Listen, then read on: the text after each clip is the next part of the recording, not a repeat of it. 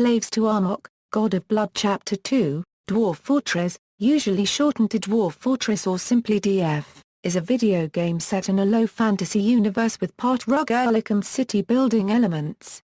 The game has two primary game modes: Fortress Mode, in which the player takes control of a group of dwarves and attempts to construct a successful and wealthy subterranean fortress in a mountain, and Adventure Mode, which places the player in the shoes of an adventurer as they wander the world and do battle with various creatures.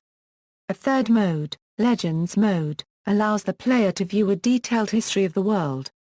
Dwarf Fortress is modeled on a complex physics engine and is presented in text-only code page 437 graphics, in various colors. The game is played in procedurally generated worlds complete with historical events and figures which are documented and recorded in the individual world's files as game lore. The game is programmed solely by developer Tarn Adams, with input from his brother Zach Adams. Work began in 2002, the first alpha was released in August 2006, and development is ongoing. In July 2011, Tarn Adams declared the game his life's work and said he expects another 20 years before it will be complete. Dwarf Fortress is donation-ware. The game is available for free, with development supported solely through donations. Gameplay, World Generation. Every game in Dwarf Fortress starts with the generation of a new world. Only one game, in either Fortress or Adventure Mode, at a time can be ongoing per world. The exact qualities of a world are randomly generated, but can be influenced quite heavily with input from the player, who determines the map size, natural savagery, mineral occurrence, etc. The world generator first uses a fractal algorithm to create a randomized elevation map. This is then further elaborated upon by a temperature map, rainfall projection map, drainage value, vegetation value, and salinity. Each tract of land is then differentiated into a biome based upon a combination of these values.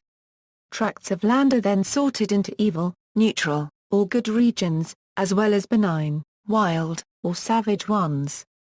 Mountains are then worn away with temporary rivers, followed by permanent ones flowing from high points to low ones. Local animal and plant populations are established, followed by sentient populations. At this point, world creation ends and the historical ticker begins, creating the world's history and lore files. The ticker stops at a designated value, at which point the map can be saved for use in a game. This world can later be used for multiple different games in either of the two modes. Fortress Mode. The primary game mode in Dwarf Fortress is the titular Fortress Mode, in which the player finds a site on the map, takes control of a group of 7 dwarves choosing their basic skills and supplies, and begins building a fortress. The local environment of an embark site has an important effect on its success. Natural resources including wood, ore, and stone are important to fortress life, as are geographic features such as cliffs, gorges, waterfalls, ponds, lakes, beaches, oceans, and, most significantly, rivers. Adventure Mode. Adventure Mode is a comparatively standard mode of gameplay, taking the form of an open-ended roguelike. In Adventure Mode, the player takes control of an adventurer, choosing a race and civilization, giving them attributes and skills, and then setting off with some weapons and armor to adventure in the wider world. Adventurers quickly have the opportunity to meet and befriend other sentient creatures, some of whom may be willing to journey with them and join their party. Talking to locals can help give a summary of the local and regional situation, and asking for service from civilians will have them give the adventurer quests, to do battle with various beasts and bandits. As the adventurer progresses, they will gain access to better arms and armor, be it by looting the corpses of defeated enemies or by buying them in shops, and gain fame from their adventures. Famed adventurers will attract more and better companions to join them on their quests, and will receive greater and more dangerous tasks. There is no set ending, but, at any time, the player can choose to retire their adventurer, settling them down where they are and freeing up the world for further gameplay. Retired adventurers can also be discovered again by future adventurers and recruited as companions. Old adventurer dwarves can even migrate to players' fortresses after their retirement. Legends Mode. Legends mode allows the player to browse the historical records created for their world during world generation along with the game's records of the player's own gameplay such as their fortresses and adventurers. This mode lists creatures, births and deaths, actions and events sorted by in-game ages, with the name of each age being determined by the relative demographics of the game's world at that point in time. An additional feature is the world map, which gives a view of civilization lands and settlements as time progresses. Development, origins and release. Tarn Adams' father worked at a treatment plant, writing software that analyzed data and helped maintain the plant. In an interview with the New York Times, he explained that my earliest real memory is when my dad taught me how to use a for loop in BASIC when I was 6, to make something go across the screen. In an interview with Gamasutra, Adams explained that he had grown up surrounded by that sort of thing. So along with generic sci-fi, generic fantasy is part of our heritage. Tarn developed a close working relationship with his older brother Zach, and the two collaborated on most of their projects, a partnership that lasts to this day. One of Adams' early works was a basic text-based hack-and-slash game called Drag's Lay, a Dungeons & Dragons adaptation in which the player had to fight through a number of enemies before fighting a dragon, and then repeat the process for as long as possible. In high school, Adams taught himself C and expanded upon the game, adding an overworld and goblin tribes that the player was free to depopulate. Drag's Lay would later prove an important influence on Dwarf Fortress. The summer before entering graduate school on a mathematics track, Adams began working on a project he dubbed Slaves to Amok, God of Blood, named after a deity in Drag's Lay, himself named for a variable named Amok that counted the number of limbs the player still had attached. Slaves to Amok, God of Blood was a two-dimensional isometric dungeon crawler in which the player encountered and fought goblins in loincloths while exploring a cave. In 2000, the Adams brothers created Bay 12 Games and made their games available online, and the final version of Amok was released in 2004.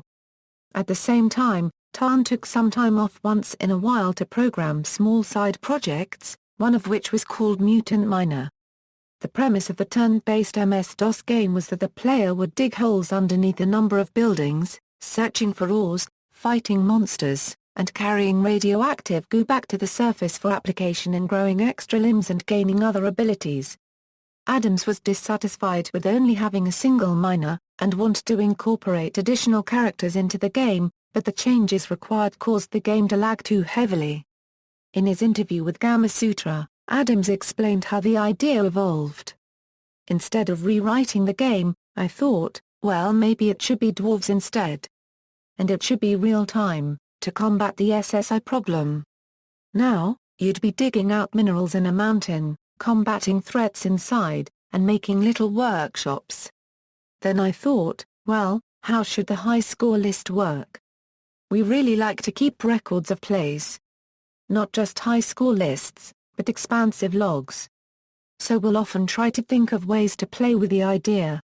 This time, the idea was to let your adventurer come into the fortress after you lose and find the goblets you've made, and journals it generates.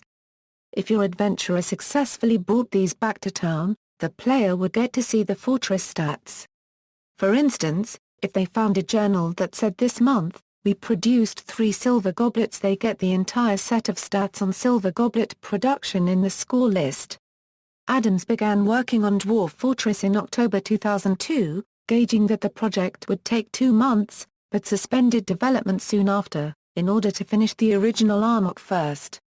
Development on Dwarf Fortress did not begin in earnest until 2004, by which time Adams had understood the magnitude of the task.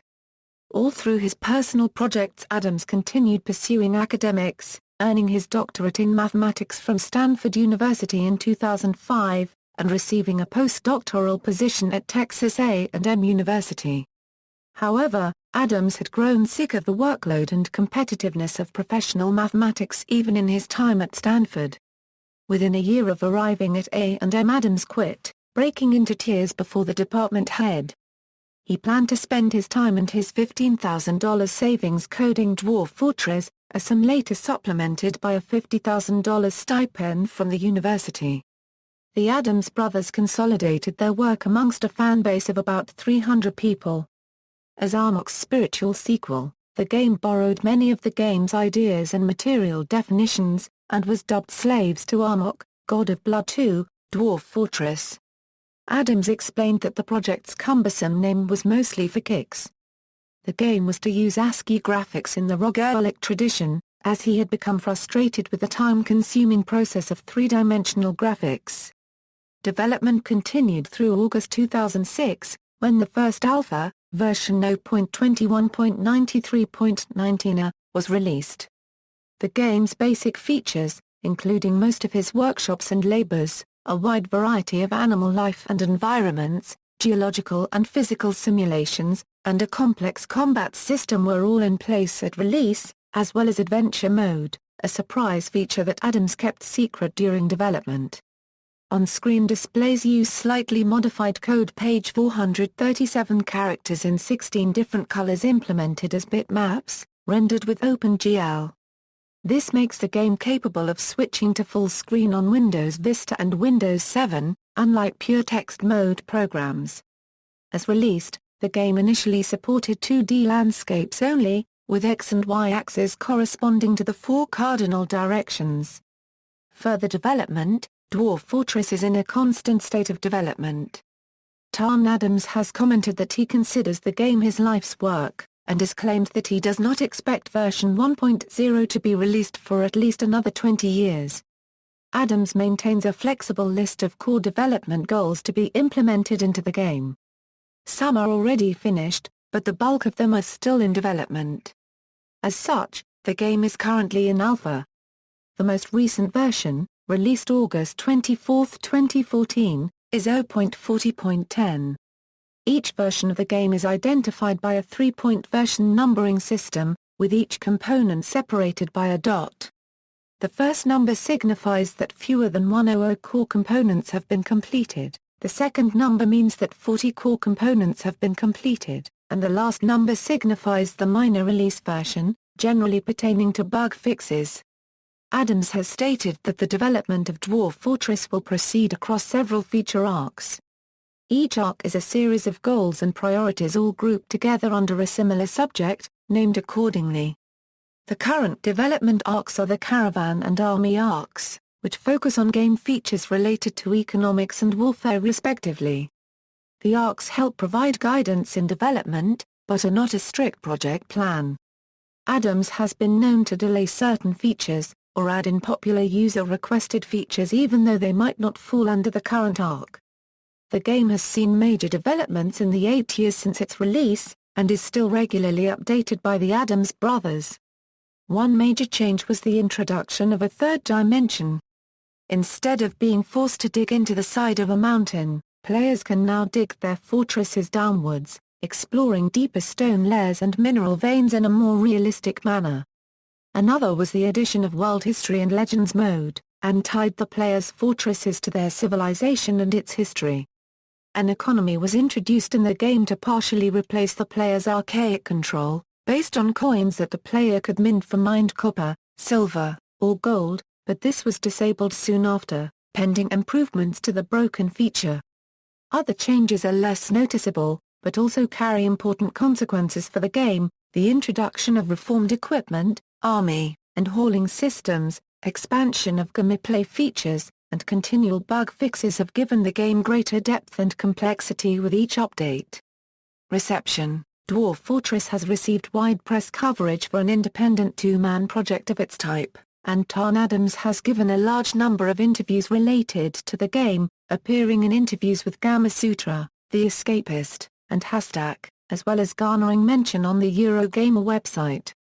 Dwarf Fortress was featured in the December 2006 and July 2011 issues of PC Gamer as well as in an article in the New York Times, and has been featured in issues of Games for Windows, PC Gamer UK, and PC Power Play. It has received the Roguelike of the Year award from ASCII Dreams and the Indie PC Game of the Year from the Gamers with Jobs community. Reviews of Dwarf Fortress have focused on its deep content and rich gameplay. Gamasutra explained that the scope of the game defies belief, while PC Gamer commented that it produces some of the most amazing stories in gaming. Crack.com has summarized the game as the micromanagement of a collection of absent-minded, depressed, alcoholic midgets with beards into building an underground house in the middle of a hostile wilderness.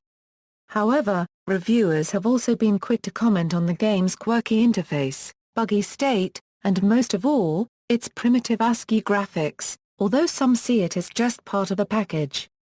Several reviewers describe the initial difficulty to start playing the game as a steep learning curve, with the meaning of a difficult learning process. One reviewer argued that the text-based display actually adds to the game by forcing the player to mentally visualize game events, thus making the game more immersive. In March 2013, the Museum of Modern Art in New York City began exhibiting Dwarf Fortress. It is one of around 40 games selected from the history of video gaming as outstanding examples of interaction design. Community: Dwarf Fortress has attracted a significant cult following. The game's steep learning curve, two-dimensional graphics, numerous developmental bugs, and great depth have lent it a reputation as brutal to learn and impossible to master, a conclusion acknowledged by Adams on multiple occasions. A better in-game help system and better graphics are both long-term goals, but are nowhere near the current development schedule. As such, the game in its current state is enjoyed mostly by a small group of gamers who are able to tolerate or enjoy the game's idiosyncrasies. Its members have compiled a dedicated wiki for the game, the most comprehensive reference the game has and a tome that Adams admits to referencing himself on occasion. An illustrated guide to the game, called Getting Started with Dwarf Fortress, has also been released by O'Reilly Media. Prior to releasing the game in 2006, Tom Adams expected he would have to get a job in order to support himself. His primary source of funding, besides his saving, was a PayPal donation link on his website, which brought in only enough to cover the site's $20 hosting cost. However, the release of the game brought forth an enormous increase in donation volume, and the Adams brothers were able to support development, albeit only just barely at first. Donations generally hover at a few thousand every month, and the highest numbers coincide with new major version releases. For instance, a major release in February 2012 saw $12,586.51 donated by the end of the month. Supporters receive either a short story written by Zach, or a crayon drawing signed by both brothers. This gives Dwarf Fortress the distinction of being one of the few games supported solely by voluntary donation. In 2006, a saga called Boatmodded, where fans passed around a single fortress and each played the game and saved it before sending it to another, was portrayed in detail from its start to destructive end. This spread around gaming sites and boosted the game's popularity. Tom Adams has admitted that the intrepidness and occasional masochism of the community surprised even him. In an interview with Hashtag, Adams stated that the most impressive thing he had ever seen done with the game was when a player managed to create an entire Turing-complete calculator powered by dwarves. Because of the game's level of complexity, it is a staple of Let's Play-type walkthroughs and tutorials. The game's codebase is proprietary, and Adams has stated firmly that he has no plans to release it into the open-source domain, citing his particular vision for the game and stating that it will remain a closed operation so long as Bay 12 Games remains financially healthy. Nonetheless, he acknowledges the role of the community in making the game more understandable and supporting its development. A number of external utilities exist that add graphical tilesets, three-dimensional visualizers, graphical user interfaces, and management tools to the game, all community developed. See also: Dungeon Keeper, Minecraft, Prison Architect, Evil Genius, List of PC-exclusive titles, Text game, References. External links, Official website, Dwarf Fortress Wiki, Boatmodded.